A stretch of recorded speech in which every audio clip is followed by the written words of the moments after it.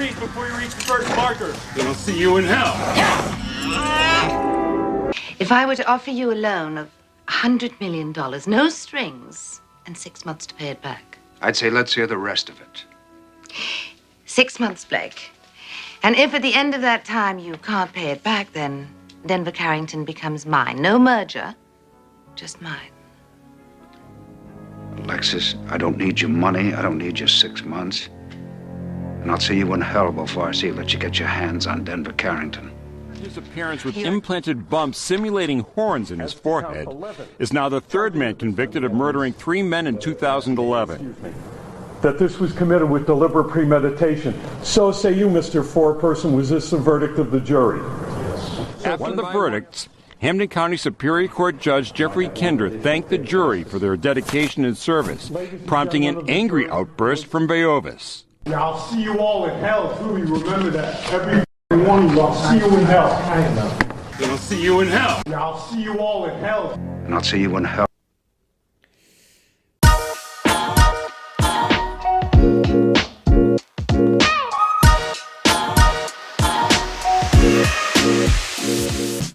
If this is your first time here, make sure and hit that subscribe button so you never miss a video or an interview. Our goal is to help you enter into a confirmed, confident, and eternal relationship with the source of all life and purpose. Lexham Bible Dictionary defines hell like this. The Greek word often translated in English versions of the New Testament as hell is Gina. It is a noun derived from this Hebrew phrase, which means Valley of Hinnom. The Valley of Hinnom was a ravine along the southern slope of Jerusalem. In Old Testament times, it was a place used for offering sacrifices to foreign gods. Eventually, the site was used to burn refuse. When the Jews discussed punishment in the afterlife, they employed the image of this smoldering waste dump. So, regardless of the imagery of what the actual, and it will be actual, reality of hell will be, or what you at this point believe it to be, it certainly doesn't sound like a fun place. In fact, even when people say things like, go to hell or I'll see you in hell, I don't believe they're envisioning a fun or happy place. And at least in these cases, people aren't indicating a desire for God or his heaven.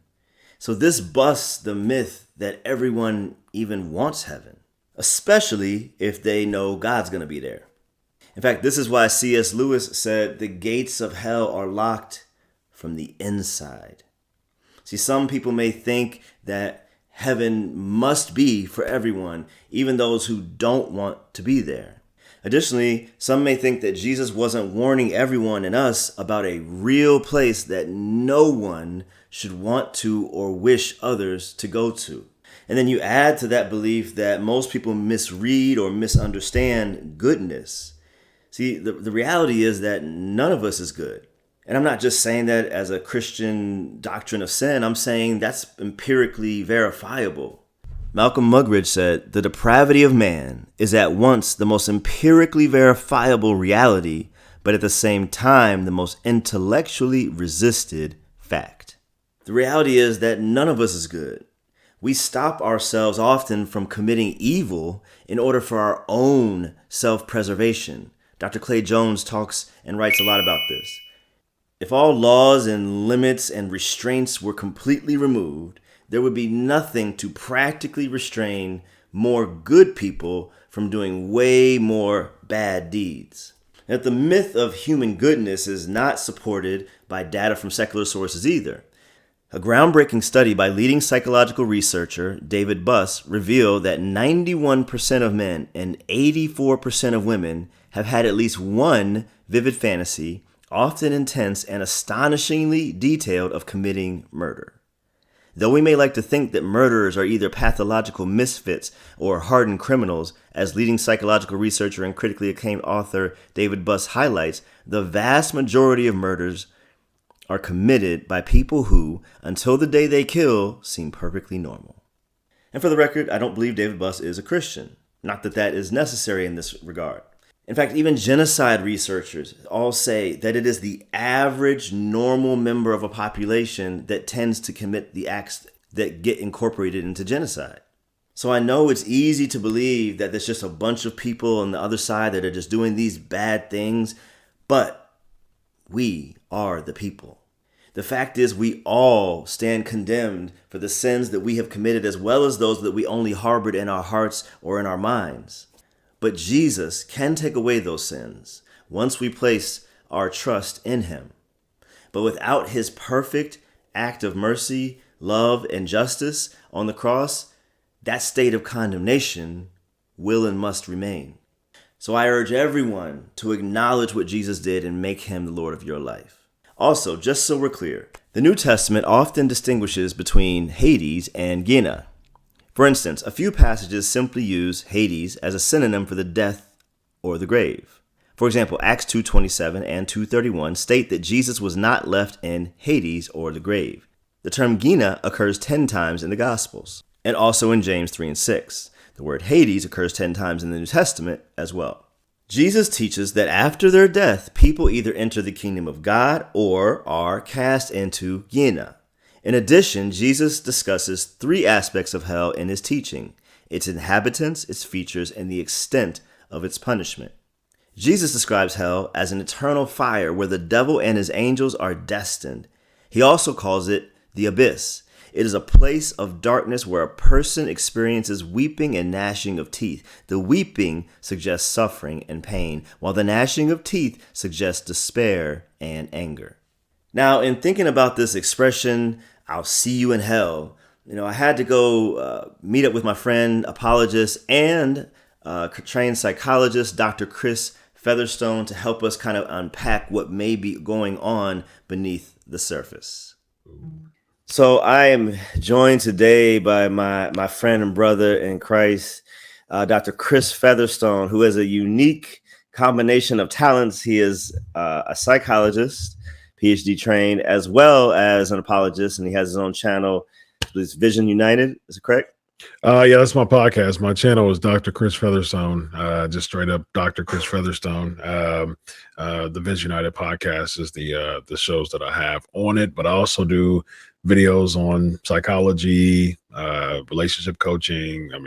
Apologetics, of course. And so, yeah, it's just a myriad of things. Man, that's why it's so hard to pin him down. I have been trying to pin this man down for a few weeks now, y'all. So I'm going to take advantage. So I want to jump right in on that note. This idea that I'm talking about or trying to address, quote unquote, "I'll see you in hell," or some version of that phraseology is not only troubling to me, but it's confusing to me, even on a logical basis, because even if somebody doesn't really believe in heaven or hell or God or any of that type of thing, the comfort level with, at least what is thought to be the quote unquote bad place, it seems to be troubling just on a much deeper level, even if not theological. So kind of psychologically, or whichever way you want to go first, theological or psychological, how do you think we got here, I guess is the best place to start.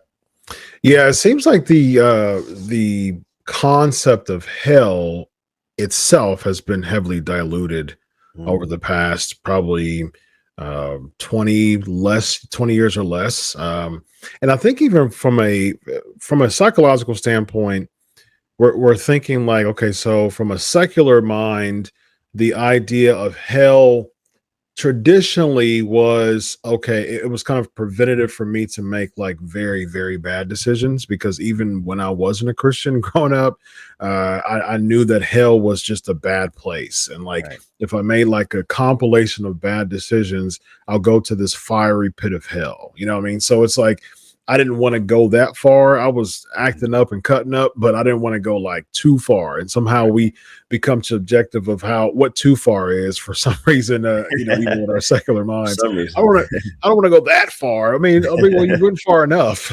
but not in your mind. I guess that's where the cognitive dissonance or confirmation bias comes in. Right. But that's been diluted a lot, because the thing is, from a standpoint of just Christianity itself being diluted, especially from a media standpoint, and just the litany or the assortment of concepts when it comes to how the media is portraying Christianity. Mm. You have a lot of these, greasy, preachers, that are on Right. television that a lot of the secular world just doesn't really cling to. I mean, Right. and just the concept from a media standpoint, as the advent of media and especially social media became really big over the past 20 years or so, Yeah. just the concept itself of hell, by way of just people's concept of church and Christianity from a television media standpoint has diluted. So, Mm. you and I around this, we're basically the same age. And Yeah. so you and I saying, I'll see you in hell in our generation, 30 years ago when we were kids, that is a different concept because there was no Facebook, Twitter, social media, a lot of that concept of, postmodernism, even further, what's in it for me type of deal. Let's cater to my feelings. And then you also have people like, the Rob Bells of this world, the Carlton Pearsons of this world, who from a Christian standpoint embraces universalism, so Right. that even throws the hell concept there. So it just seems like there's different things that have diluted the concept of hell being a respected place that I don't want to go to. So I don't want to go that far as acting. And then it's been kind of chinked at so much that it seems less intense, Right. less fearful. So people use it, even in their common vernacular as far as Right. as far as that phrase. And so you're saying, even from a theological perspective, we or Christians have kind of done ourselves a disservice in almost mythologizing or de-intensifying the reality, the ontological reality Yeah. of hell. Yeah. And let me be clear real quick also, because I believe Chris and I are united on this. We're not affirming a big fireplace with a guy in a red suit and a pitchfork. So let's just be clear on what we're saying. What we're not. Hell is real, Mhm. but hell has not been actively really portrayed anywhere. So Yeah. let's just be clear on that. What it is permanent separation from God. And some will say, oh, okay, well, I don't have God now. You don't know how much you have him, actually. Great. But when that common grace is suddenly taken away, unfortunately, at that moment, some people will first find out how much they miss God. Amen. So let that be a brief side note for anyone who's watching this. Please make Jesus your Lord and Savior today. Okay. Amen. So now let's shift to kind of the psychological part.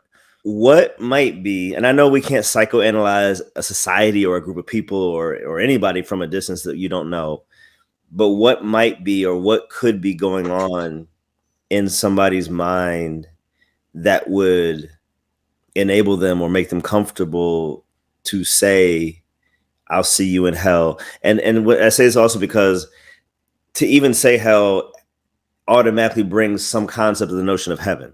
Like, you can't really think of one without the other. It's just the same as the moral argument that, if evil exists, that means good exists. If good exists, there must be a moral law to differentiate, right? So Mhm. evil proves the existence of good, just like hell proves I would say, the existence of heaven, or at least the antithesis of hell. So it's kind of like, I see the good option, I see the bad option. I'm gonna go check to choose the bad. That's just a weird choice. Mhm. And so I get, theologically, we can say, okay, well, their hearts are far from God.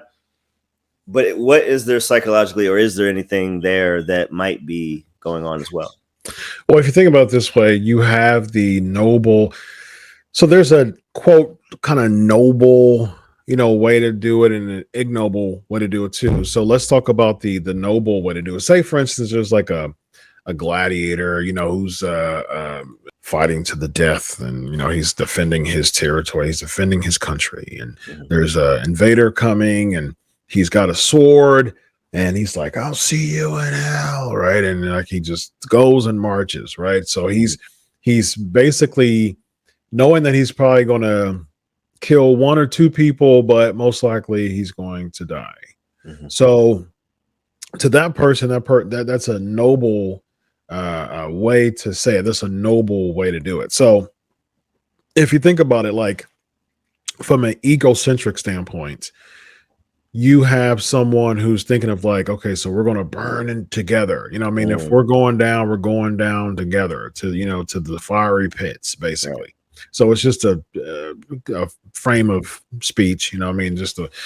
But at the same time, it's, why can't we say, I see you in, heaven or something? You know what I mean?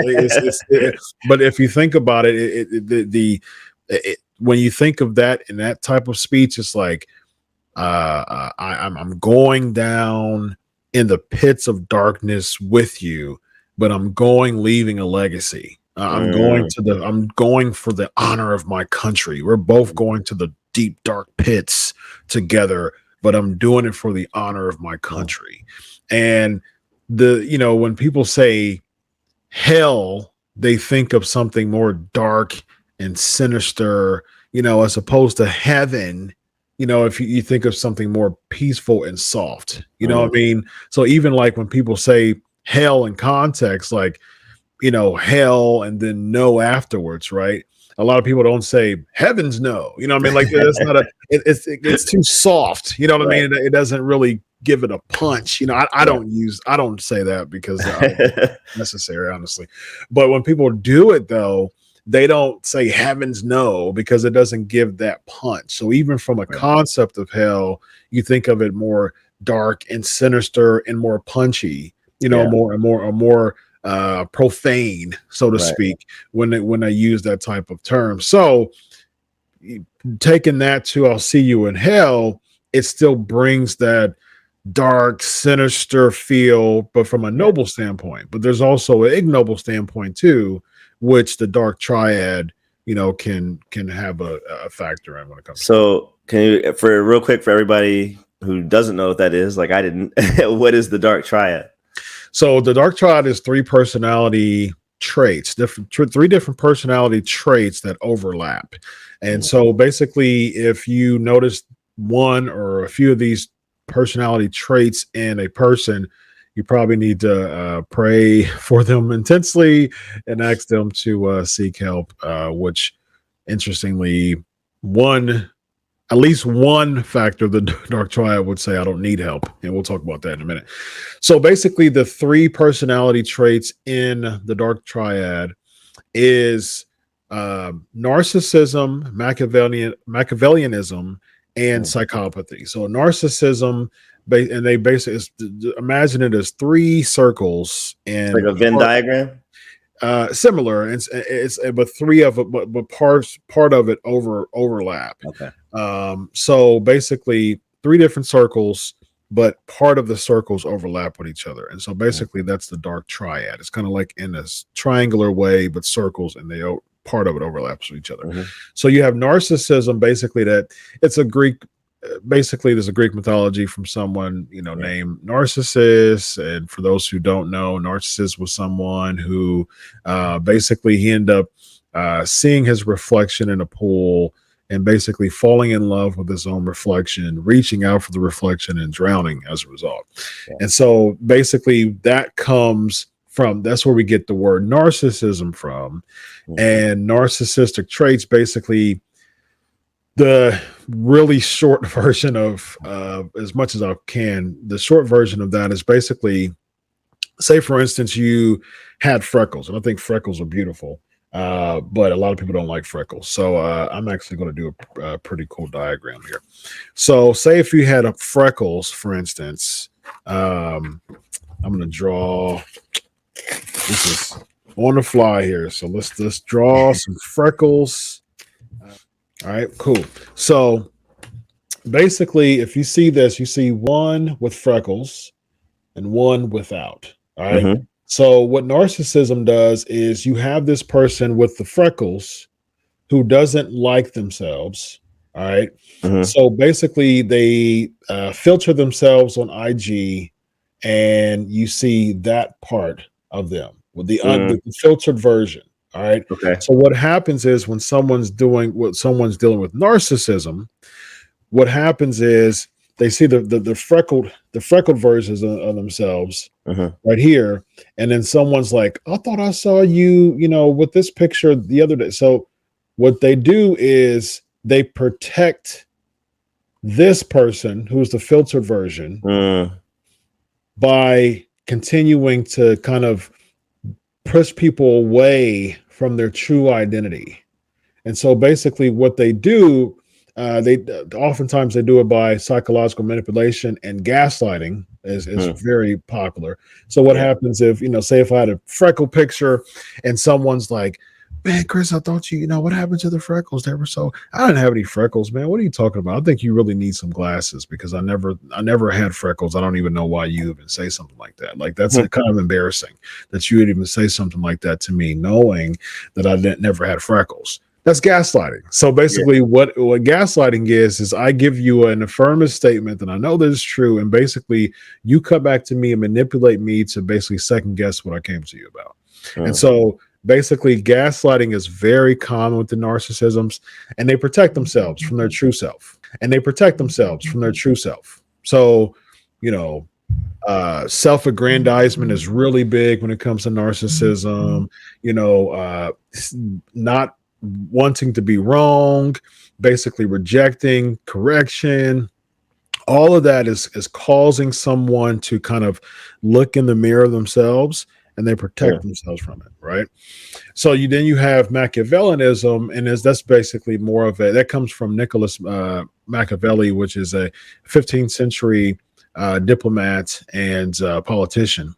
Right. So basically, he really used kind of like a whatever it takes mentality to really remain in power. So those who are Machiavellian really is really big about not really caring about people's feelings and doing whatever it takes to maintain kind of like a thumb over people.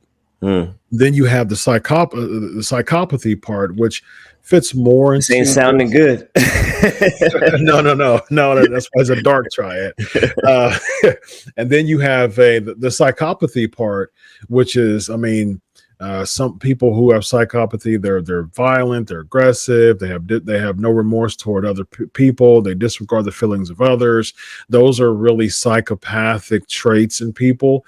So when someone says, I see you in hell, that means that they don't have any type of care or concern what your destination is at the end of this. Whatever this thing is, I don't care. Like, I'll see you in hell, because one, I'm going with you basically, and I don't care. You know what I mean? So that's very psychopathic in tendencies. And that's also Machiavellian, because it also shows that I'm at the end of the day, I'm the one who's still in control of this. So when people say, for instance, from a criminal justice standpoint, for instance, and so if someone's robbing a bank and someone hits the alarm and then they still start to shoot, they wanted the control. But at the same time, when they found out the alarm is going off, they lost control. So a lot of times they regain it by, unfortunately, shooting or attempting to kill people. That's stuff like that. Suicide by cop, is another form of gaining control. Like, I'm losing control, so I'm going to have the cops kill me in my stead, basically. So I'm going to do something like, brandish my weapon in front of them and stuff like that. And, basically elicit the firing of their weapons. So that's basically, the gist of the dark triad when it comes to this. Described it that way, but I appreciate it. That's why I brought you on. I want to get it right. All right. Well, I appreciate your time, and until the next time, be blessed. Everybody go check out my friend Dr. Chris Featherstone's channel on YouTube. That was great. C.S. Lewis said, "If I find in myself a desire which no experience in this world can satisfy, the most probable explanation is that I was made for another world." Now, I can hear many people saying, that's a false conclusion, and you may still end up arriving at that conclusion after I get done saying what I'm going to say. You're free, that's your right. But let's see why Mr. Lewis had this thought. He wrote, "The Christian says, creatures are not born with desires unless satisfaction for those desires exists. A baby feels hunger. Well, there is such a thing as food. A duckling wants to swim. Well, there is such a thing as water. Men feel sexual desire. Well, there is such a thing as sex. But if I find in myself a desire which no experience in this world can satisfy, the most probable explanation is that I was made for another world. If none of my earthly pleasures satisfy it, that does not prove that the universe is a fraud. Even when you look at literature and movies of the day, the idea of how to sustain yourself after your body has decayed or how to live on forever is rife within all of entertainment. This idea is not foreign to man. He goes on to say, probably earthly pleasures were never meant to satisfy it, but only to arouse it, to suggest the real thing. If that is so, I must take care on the one hand never to despise or be unthankful for these earthly blessings, and on the other, never to mistake them for the something else of which they are only a kind of copy or echo or mirage. I must keep alive in myself the desire for my true country, which I shall not find till after death. I must never let it get snowed under or turned aside. I must make it the main object of life to press on to that other country and to help others to do the same. That other country is heaven. Now, what about if we take this the other way around? If there is something, perhaps in these people's souls, those who might say, I'll see you in hell or you're going to hell, that indicates to them that there's something wrong with them. So wrong, perhaps, that they don't deserve heaven. Does this reveal more about their heart than just being a silly catchphrase or tagline? Or perhaps that longing for a better, more complete, more fulfilling life and world is present deep within each of us, because the place to which we belong is always beckoning us home. I suppose in regards to the things that people say and why we'll never truly know, but I hope that this has provided some potential insights and some things to think about and consider. But I'd love to know your thoughts in the comments. What do you think when you hear people say, I'll see you in hell or go to hell? Do you just write it off as just something they said in a moment of anger, or is there something deeper going on? Let me know your thoughts in the comments. Until next time, peace.